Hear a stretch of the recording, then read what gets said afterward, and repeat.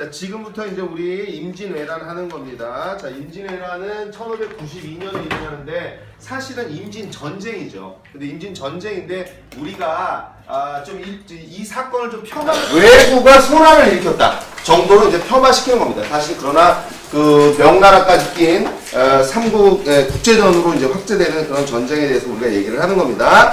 자, 첫 번째 우리 배경에 대해서 얘기를 해보자. 자, 이 배경의 문제점은 얘네들이죠. 그죠? 얘네들. 여기 얘네들의 상황이 이제 바뀌어가고 있다는 겁니다. 거기 보시면, EBS 교재 보시면 그 배경에 뭐라고 되어 있냐면, 일본 전국 시대를 통일한 누가 있었어요, 여러분? 도요토미 히데요시가 있었습니다. 있었습니까? 예, 그래서 여러분, 일본의, 이 도요토미 히데요시가 얘가 어디를 통일했다는 게 문제예요, 여러분. 자, 전국을 통일해. 그러니까 그 전까지는 얘네들이 마구 자기네끼리 땅 따먹기 싸움을 했었는데 그 땅 따먹기 싸움이 어떻게 됐다는 거죠? 끝났다는 거죠. 근데 그 끝나고 난 이후에 얘가 피는 그런 정책, 그러니까 그 뭐냐면 영토 확장의 어떤 그런 의미도 있지만 사실은 이 다이묘라는 사람들이 어떤 사람들이냐면요, 우리 신라 말의 호족들 같은 사람들이라고 생각하시면 되는 거예요. 그러니까 그 일본의 아주 강력한 세력들인 거죠. 그 다이묘들끼리 연합해서 서로 땅 따먹기 싸움도 하고 전쟁도 일어나고 이렇게 하는 건데, 얘네들의 이 전국을 통일하기 전까지는 도요토미 밑에 있는 다이묘들이 군사력이 강하게 좋겠죠. 근데 여러분, 전국을 통일하고 난 이후에 자기 밑에 있는 다이묘들이 군사력이 강하면 어떻게 되겠습니까? 도요토미 히데요시 입장에서는 상당히 불안하죠. 그죠? 자기 밑에 있는 애들 군사력이 되게 세면 불안하지 않습니까? 그러니까 이 다이묘들의 뭘 빼야 되냐면 얘네들의 군사력을 뭐화시켜야 되는 거죠? 약화시켜야 되는 거예요. 그럼 약화시키려면 어떻게 되겠니? 얘네들의 군사를 가지고 조선에 가서 전쟁을 하게 되면 얘네들이 죽든지 뭐 어떻게 될 거 아닙니까? 그죠? 그래서 어쨌든 도요토미 입장에서는 전국을 통일하고 난 이후에 얘네들의 군사력을 약화시켜야 되고, 그 다음에 여러분 또 뭐가 하나 또 문제점이 있냐면 해외 무역로가 막혔어요. 이 해외 무역로. 그러니까 이 해외 무역로를 뚫어야 됩니다. 왜 해외 무역로가 막히냐면, 이렇게 우리 명나라와 조선은 책봉 조공 관계가 맺어져 있지 않습니까? 그러니까 무역이 가능한데 얘네들은, 일본 애들은 이게 안 돼 있잖아요. 이게 안 돼 있으니 누구하고는 교류가 안 되는 거죠. 명나라하고는 교류가 안 되지 않습니까? 그런데 여러분, 우리 기억나시죠? 세종이 스시마성을 정벌하고 난 이후에 뭘 개항해줬어요, 여러분? 뭘 개항해줬습니까? 삼포를 개항해줬잖아요, 그죠? 근데 이 자식들이 그 EBS 교재 보세요. 거기 배경에 보시면 삼포에서 뭘 일으켰어요? 외란을 일으켜서 우리 상인들을 죽이고 막 그래서 이랬단 말이야. 그러니까 여기서 삼포 외란이 일어났지. 자, 삼포 외란이 일어나서 이걸로 끝난 것이 아니라 또 하나 플러스해서 또 무슨 외변을 일으켰니, 얘들아? 을묘 뭐가 일으켰죠? 외변이 일어났어요. 자, 그러면 우리나라와의 무역은 어떻게 됐겠습니까? 여러분, 우리나라 무역 어떻게 됐겠어요? 당연히 중단될 수밖에 없겠죠. 그죠? 그러니까 조선으로 가는 길도 막히고 조선과의 무역관계도 막히고 명나라와의 무역관계도 막혀버리는 거죠. 그러니까 어쨌든 그런 경제적 어떤 이익이라든지 이런 거, 그 다음에 그 도요토미 히데요시의 개인적인 영토 확장, 이런 것들이 이제 원인이 돼서 얘네들이 이제 침략을 합니다. 그러면 이때 우리 조선은 그러면 뭘 하고 있었냐? 우리 조선은 이때 누가 집권했냐면 사림이 집권을 하고 있었죠. 자, 사림이 집권하면서 뭐에 관심을 갖지 않았겠습니까? 군사력이라든지 과학기술이라든지 이런 거에 관심 갖지 않았겠지, 그치? 그러면서 여러분, 이 우리나라 얘네들이 집권하고 있었고, 그 다음에 또 무슨 력이 약화됐어요, 얘들아. 무슨 력이 약화되니까? 군사력이 약화되는데, 우리 이거 했었어요. 수치체제 했을 때, 방군수포라는 것들이 나타나면서 군사력이 상당히 약화되었지. 그치? 방군수포가 뭡니까? 내가 너 돈 줄 테니까, 군대에서 근무하는 걸로 뭐 해줘라. 그래서 장부상 군인만 존재하고 실제로는 군인이 존재하지 않는다, 이렇게 얘기를 했었지, 그치? 그래서 막상 임진왜란이 터지고 난 이후에 야, 모여! 이렇게 해보니까 모이더라, 안 모이더라? 안 모이더라, 이거죠. 그죠? 그래서 엄청나게 허술한 그런 군사력을 가지고 있었다는 거죠. 자, 그래서 여러분들 우리 전개과정으로 가보도록 합시다. 자, 전개과정으로 가면요. 자, 얘네들이 20만 대군이에요, 여러분. 20만 대군. 그 그러니까 얘네들로부터 20만을 차출한 거죠. 그래서 20만 대군이 이제 얘네들이 오는데 얘네들 20만 대군이 왔다는 게 중요한 게 아니고 그럼 얘네들이 우리나라를 치려면 그러니까 뭐 명분은 명나라로 가는 길을 열으라는 거지만 어쨌든 우리나라를 치려면 작전이 있어야 될 거 아닙니까? 그 얘네들의 작전이 뭐냐면 이거예요, 여러분. 수륙 병진 정책을 치는 거야. 수륙 병진. 그럼 수륙 병진이라는 게 무슨 의미를 갖냐면 자 이렇게 있지 않습니까? 이렇게 있는데 여러분 부산으로 와요, 얘네들이. 자 부산으로 옵니다. 그래서 이제 육지로 이렇게 올라가요. 이제 이렇게 쭉 올라갑니다. 그런데 여러분 여기서 이렇게 되면 문제가 뭐가 발생할까요? 이렇게 도요토미 히데요시가 참모들하고 회의를 할 거 아니에요. 그죠? 육지에서 저렇게 쭉 올라가면 무슨 문제가 발생하겠어요? 그렇지. 무슨 말이냐면 식량이라고 얘기했지만 너희들이 식량이라고 얘기했지만 보급로가 어떻게 되는 거예요? 길어지는 거죠. 보급로가 길어지게 되면 군대 보급이 제대로 되지 않을 것이고 여기서 뭐 의병이라든지 이런 사람들이 나타나서 막 하면 보급로가 끊길 거 아닙니까? 그죠? 야 그러면 문제가 발생하니까 보급로가 길어지면 문제가 발생하니 적절하게 우리가 보급을 해줘야 되지 않겠니? 그러면 적절하게 보급을 해줄 방법이 뭐니? 얘네들 올라갈 때 니네들 수군도 같이 같은 속도로 어떻게 해줘야 된다는 거예요. 올라가 주라 이 얘기입니다. 이쪽으로 갈 수가 없죠? 왜 이쪽으로 갈 수 없습니까? 이쪽으로 가봤자 소용이 없잖아요. 이쪽으로 가봤자 여러분 우리나라 뭐가 있어요? 여기 태백산맥이 있어가지고 동해에다가 물건 내려봤자 어떻게 됩니까? 다시 태백산맥 넘어와야 되는 거잖아요. 그러니까 이쪽으로 이렇게. 그래서 여러분 얘네들의 정책은 요겁니다. 요거 육지로 쫙 달려가. 육지로 달려가. 그때 수군도 어떻게 하자? 같이 달려가라. 이게 얘네들의 작전이에요. 그리고 얘네들이 생각했을 때 우리나라 수군은 형편없었던 거죠. 네, 그래서 이 작전. 그 다음에 얘네들이 또 신무기가 있었던 거죠. 신무기. 그 신무기가 뭡니까? 이 조총이 되는 거죠. 자, 와서 여러분 이제 부산. 그냥 날아가는 거죠.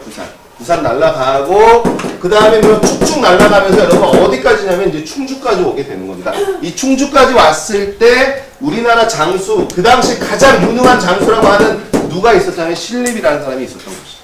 이 신립. 평야지대에서 일본 애들하고 맞짱 뜨다가 완전히 전멸되죠. 그러면서 신립이 탄금대에서 떨어져서 자살하잖아요. 충주가 뚫리면 바로 어디냐면요. 충주가 뚫리면 바로 어디냐면 한양이에요. 자, 충주가 뚫렸다는 얘기를 듣자 선조는 뭘 가기 시작하냐면 선조는 피난을 떠나기로 결심을 합니다. 피난관이 뭐 한양을 막을 수 있겠어요? 당연히 한양을 못 막는 것이고 당연히 한양이 점령당하는 것이고요. 한양이 점령당하면서 여러분 뭐가 소실되냐면 경복궁이 소실되게 되는데 뭐 일본 애들이 와서 불을 지른 것도 있지만 여러분 선조가 우리를 버리고 도망갔다 이거죠. 백성들이 들어가서 노비문서라든지 이런 막 문서 같은 것도 불태우고 그러면서 그 자신들의 원망을 표출하게 됩니다. 이제 한양까지 뭐 점령되고요. 그 다음에 평양 뺏기고요. 평양 뺏기면서 이제 뭐가 일어나냐면 분조가 일어나요. 분조. 이 분조라는 게 뭐냐면 얘들아 왕이랑 세자가 같이 있다가 같이 죽으면 안 되지, 그치? 같이 잡히면 끝난 거죠. 끝. 그러니까 여러분 선조하고 그때 세자였던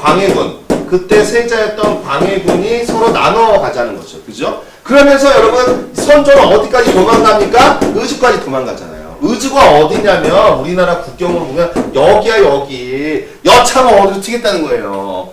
여참 명나라로 튀겠다는 겁니다. 알았죠? 자, 그래서 이제 여러분 우리가 이제 이때부터 승리를 하기 시작을 하는데요. 자, 수군이 있는 거죠. 수군. 이 수군 중에 이제 누가 있냐면 이순신이 있습니다. 이순신이 있죠. 자, 이순신이 오포해전부터 시작해서 이제 쫙쫙 승리를 해가기 시작하는데요. 중요한 전쟁만 얘기하고 갈게요. 자, 사천해전이 있는데 이 사천해전은 시험 문제 나오진 않아요. 시험 문제 나오진 않는데 그냥 여러분들 상식상 거북성이 최초로 사용된 것입니다. 거북성이 최초로 사용됐고요. 그 다음에 여러분들이 기억을 좀 해야 될 것은 이거죠. 이거. 한산도 대첩입니다. 한산도 대첩. 이 한산도 대첩에서 얘들아 뭐가 사용됐니? 하깃진. 이렇게 이제 이겨라. 그럼 이게 갖는 의미가 뭐니 얘들아? 이순신이 전라도에서 수군을 지키면서 일본 수군을 격퇴했다는 게 의미가 뭐예요? 일본 애들의 작전이 완전히 어떻게 됐다는 겁니까 여러분? 큰 차질을 겪게 됐다는 거죠. 그죠? 보급이 원활하지 않아요. 그러니까 얘네들이 여기까지 왔다가 더 이상 진격을 하지 못해요. 전라도로 가는 길이 막혀. 전라도를 통해서 이렇게 가는 길이 막히고 여기 전라도가 복창지대인데 이 복창지대도 얻지 못하고 수륙 병진 작전도 안 되니까 얘네들이 평양에서 금방 가면 될 길이지만 얘네들이 가지 못한단 말이에요. 그러니까 이순신의 어떤 이런 활약, 그 다음에 여러분 조명 뭐가 있었습니까? 여러분 조명 뭐가 있었나요? 자, 조명연합군. 이 조명연합군의 활약이 있죠. 조명연합군의 활약. 자, 조명연합군이 뭘 탈환하게 되냐면 이제 평양을 탈환하게 되죠. 얘네들이 이제 평양을 탈환하면서 일본 애들이 이제 한양까지로 후퇴하게 됩니다. 평양을 탈환하게 되고, 그 다음에 뭐 행주대첩이라든지 이런 것들에서 이제 우리가 승리를 하게 되면서 여러분 이게 뭐가 되냐면 이제 누가 이길 수 없는 상당히 그 힘의 균형 이런 것들이 이제 이루어지게 되는 것이고요. 결국은 그래서 결국은 뭘 하게 되는 거냐면 휴전을 하자. 명나라와 일본이 주도적으로 이제 휴전회담을 이제 하게 됩니다. 근데 휴전회담의 조건이 너무 터무니가 없었어요. 왜냐면 명나라와 책봉 조공 관계를 맺자고 얘기를 했고, 그런 것까지는 뭐 받아들일 수 있다고 얘기하지만 명나라 공주를 도요토미 히데요시에게 시집 보내라고 얘기를 하고, 그 다음에 또 문제점은 뭐였냐면 이런 거예요. 얘네들은 땅 따먹기 하러 전쟁을 하는 거잖아요. 일본 애들은 땅 따먹기 전쟁을 하는 거 아닙니까? 그러니까 전쟁을 일으켰는데 그냥 갈 수가 없잖아요. 그러니까 뭐라고 얘기하냐면 경상도 전라도를 달라고 해요. 그럼 경상도 전라도를 달라고 하면 우리가 받아들일 수 있겠습니까? 없겠습니까? 받아들일 수 없죠. 그죠? 그러니까 이게 회담이 성공할 수가 없어요. 휴전회담은 결렬이 됐고요. 결렬이 됐고 다시 뭐가 터지는 겁니까, 여러분? 정유재란이 이제 일어나게 되는 거죠. 정유재란. 그래서 정유재란이 일어났지만 마찬가지로 이것도 뭐 우리 수군이 있어서 수군이 무슨 대첩에서 이기는 거죠. 여러분 무슨 대첩에서 이기니까 이순신이 명량 대첩에서 이기고, 이때도 또 여러분 선조가 뭐라고 얘기합니까? 야, 이순신 너 바다 지키지 말고 가서 건너하고 가서 육지를 지켜라 이렇게 얘기를 하죠. 근데 이순신이 뭐라고 얘기를 합니까? 이 얘기 하지 않습니까? 바다가 뚫리면 어떻게 됩니까? 바다가 뚫리면 얘네들의 수립 경진 정책이 뚫리는 거잖아요. 그러니까 편지 쓴 거 아니에요. 나에게 아직도 몇 척이 있다. 12척이 있다라고 편지를 쓴 거 아닙니까? 그래서 명량대첩. 여러분 그 명량대첩의 키워드 12척이야. 12척이고 물뚫먹이라는 그 아주 물살이 센 그 바닷길이 있습니다. 그래서 이 명량대첩에서 이제 승리를 하고, 그 다음에 또 여러분 여기서 또 그 조명연합군이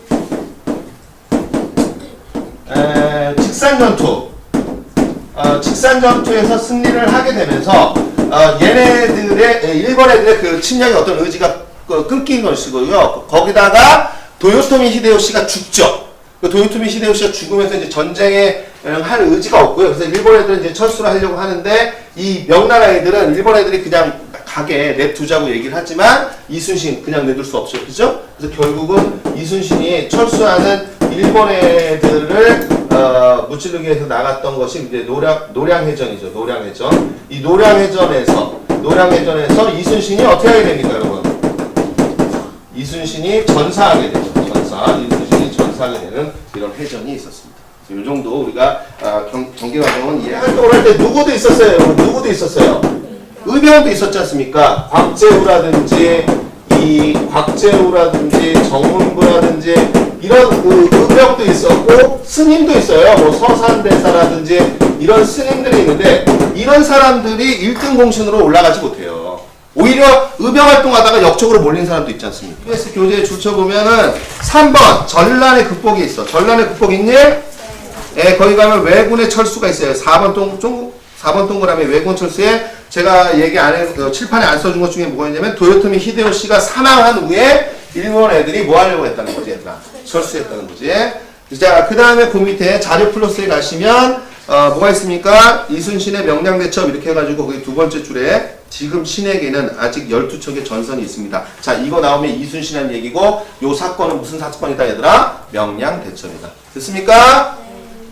하깃진, 한산도 대첩, 그거 정도 기억하면 되겠고요. 자, 그 다음에 외란의 영향으로 가보자. 우리 조선은 어떻게 됐니? 인구가 감소해. 이거 당연한 거지. 전쟁이 나왔으니까, 그치? 그 다음에 농토 황폐화되는 것도 당연한 거지, 그치? 농지를 가꿀 수 있겠어요? 그 다음에 문화재가 소실됐다. 여기서 이제 문화재가 소실됐다 해서 여러분 불국사라든지 거기 써보세요. 문화재가 소실됐다 해서 불국사라든지 그 다음에 경복궁이라든지 이런 것들이 뭐가 되는 거니? 소실된 거죠. 소실. 불국사라든지 경복궁 같은 것이 이제 소실됐고요. 자, 명나라 여러분, 명나라 원래 중환자실이 있었거든요. 후금하고 싸우고 막 이러면서 얘네들이 깔딱깔딱 목숨 넘어갈 만한 그 상태인데 걔네들이 우리를 도와준 거죠. 그러다 보니까 여러분 걔네들이 그냥 쓰러져 버리는 겁니다. 그래서 여러분 명나라 어떻게 됐다 얘들아, 국령이 쇠퇴했다 줄치고 여진은 후금을 건국하게 됩니다. 후금을 건국해서 명청 교체를 이루게 되죠. 그래서 명청이 교체됐다. 그러니까 여러분 임진왜란이 중국의 정권을 뭐 해버렸어요? 바꿔버리는 그런 계기가 됐다는 얘기예요. 자, 일본 에도막부가 성립됐다. 거기다 줄쳐보세요. 도요토미 히데요시가 죽고 도쿠가와 이에야스가 다시 드러나면서 에도막부가 나타나는 거야. 오케이? 자, 그 다음에 여러분 그 밑에 줄쳐봐. 성리학과 도자기 문화가 발전한다. 그래서 여러분 우리나라에서 납치를 많이 가지 않습니까? 그래서 유학자라든지 도자기 기술자라든지 이런 거 많이 가져감으로 인해서 일본의 문화가 발달하게 된다 라는 것을 얘기하는 거야. 자, 여기까지 하는 겁니다.